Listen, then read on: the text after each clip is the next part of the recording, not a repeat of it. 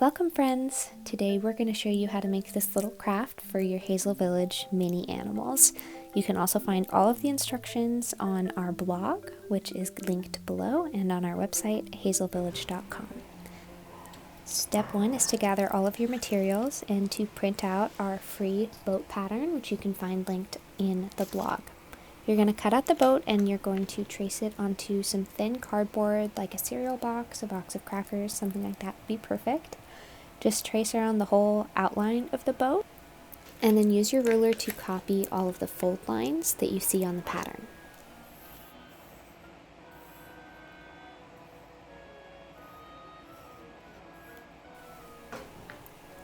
Next, you're going to cut out the boat, referring to the pattern for the solid lines and the dotted lines. You only want to cut along the solid lines because the dotted lines are going to be for folding.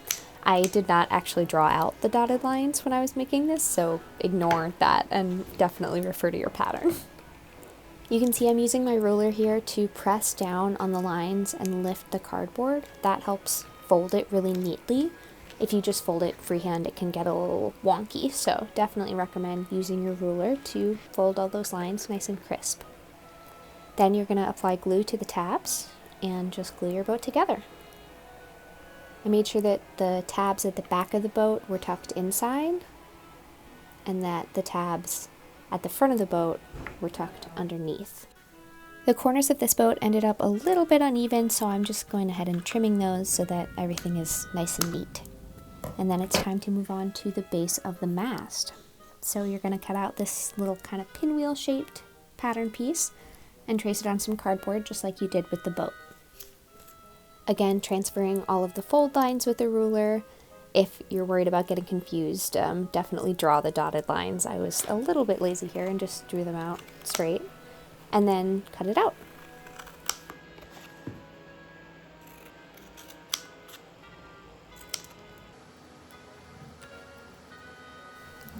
Now I'm folding all of these little cardboard tabs, again just like with the boat.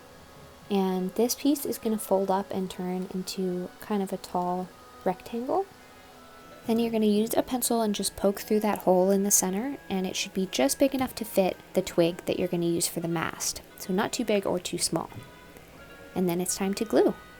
It might be a little tricky to get this shape to hold. I tucked all of the top corners underneath one another, just like if I was folding a cardboard box, and I think that helped. Then you're just going to glue it to the inside of the boat.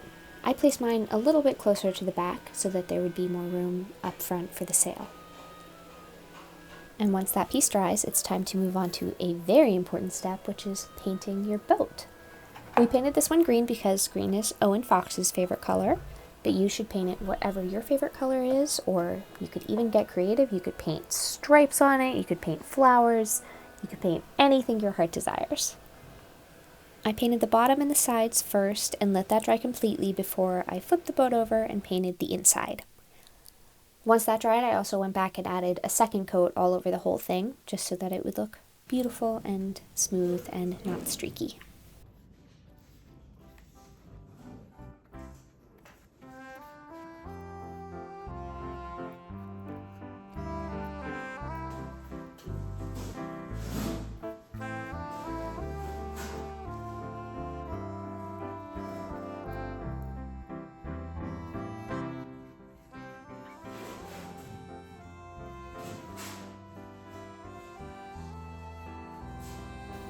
Once you finish your last coat of paint, just set the boat aside so it can fully dry.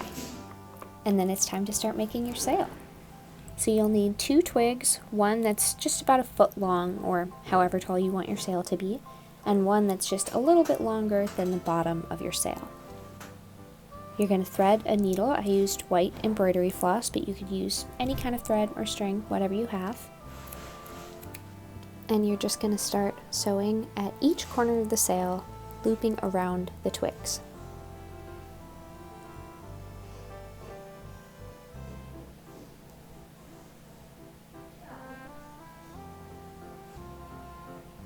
You can see I sewed a few loops here just so it would be really secure, and then I'm going to go ahead and tie it off in a knot on the back.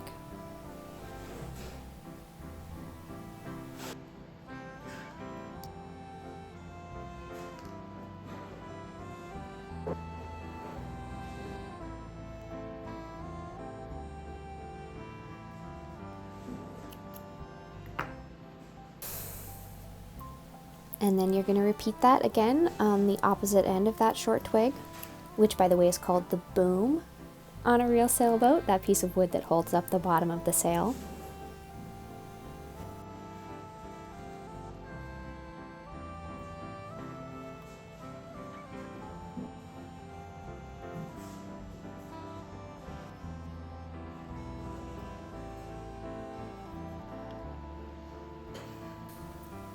You're going to do the same thing again to secure the opposite side of the corner to the vertical twig for your mast, and again at the very top.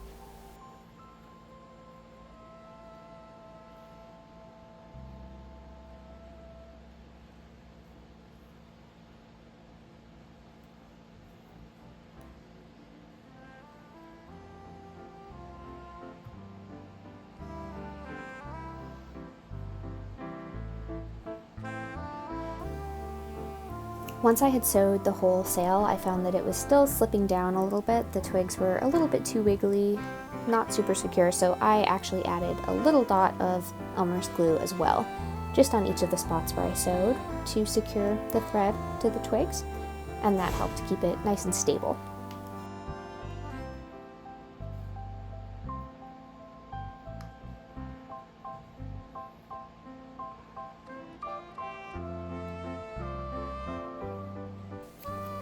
Next step is to make some bunting, which is what it's called when you have strings of these cute little triangular flags that often hang on the sides of ships. And also they're just excellent decor for whatever woodland parties you might be throwing. They're very popular for the Hazel Village animals. So pick whatever color fabric you want, whatever scrap you have. You can use ribbon, you can use felt. We chose some yellow felt here because yellow is also one of Owen Fox's favorite colors. And then I'm just using a running stitch here to thread along the tops of each triangle. Don't worry about sewing super neatly here. All that matters is that you can get them on one long string.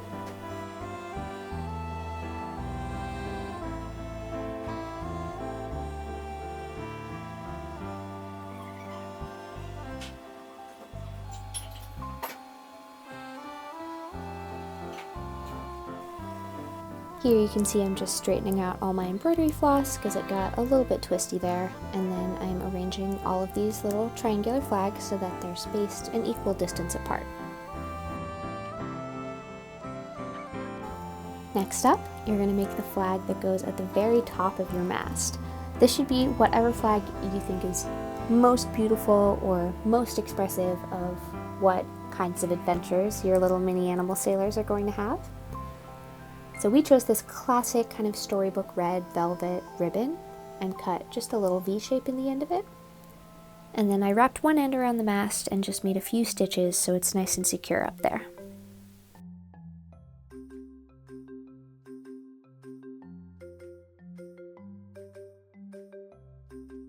And now it is time for the final assembly of your boat.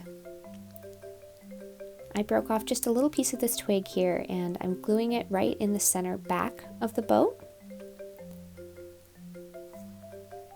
I was also a little impatient and I didn't want to wait for this glue to dry, so I ended up putting a piece of pretty tape over it as well, which is good for extra stability. Then I put a little dot of liquid craft glue in the hole there and on the end of the mast and went ahead and tucked the mast right in. And the final step is to tie one end of your bunting string to the very top of your mast and tie the other end to this twig you added at the back of the boat. This string is going to help hold the mast up steady while it dries, so make sure that you have a nice level of tension between the top of the mast and the back of the boat here. And then you're done! Congratulations, you made a sailboat and you have a tiny crew of woodland animals who are ready for all kinds of maritime adventures. Thanks for watching!